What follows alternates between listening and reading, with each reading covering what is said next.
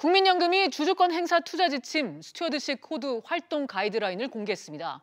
투자기업 경영진의 불법 행위에 대한 손해배상 소송을 의무화하고 경영권 개입을 넘어 경영진을 상대로 한 직접 손해배상 책임까지 묻기로 했습니다.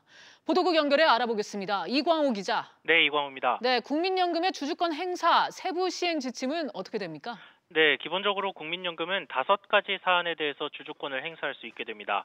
먼저 기업 자체 활동 중에서는 비합리적인 기업 배당 정책이나 과도한 임원 보수 등의 사안이 포함이 됐고요.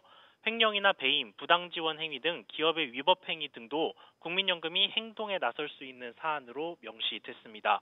이 경우 국민연금은 우선 비공개 대화에 나섰다가 해결이 안 되면 해당 기업을 중점 관리 기업으로 지정해 압박 수위를 높이기로 했습니다.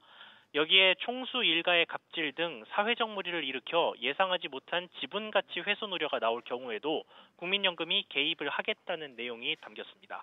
이 경우 문제를 일으킨 사람의 이사 선임 안건에 국민연금이 반대표를 던지거나 공개 서한을 발송하고 또 경영 참여에 해당하는 주주권 행사까지도 적극적으로 이루어질 수 있습니다. 적극적인 경영 개입 외에도 소송에도 나선다고요? 네, 그렇습니다. 주주 대표 소송과 손해배상 소송 이 2가지 소송이 이번 가이드라인을 통해 명문화되고 의무화됐습니다. 주주 대표 소송은 기업 업무 집행 과정에서 특정인이 잘못을 했는데 기업이 이를 쉬쉬하면서 덮는 경우 답답할 수밖에 없는 소액주주를 대신 소송에 나서겠다는 겁니다. 손해배상 소송은 투자에 손해를 끼친 기업이나 임직원 등을 대상으로 이루어집니다. 과거 분식회계를 벌인 대우조선해양에 대해서 국민연금이 이 소송을 제기한 적이 있었습니다.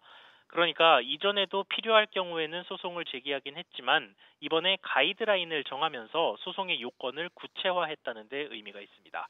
지금까지 SBS CNBC 이광호입니다.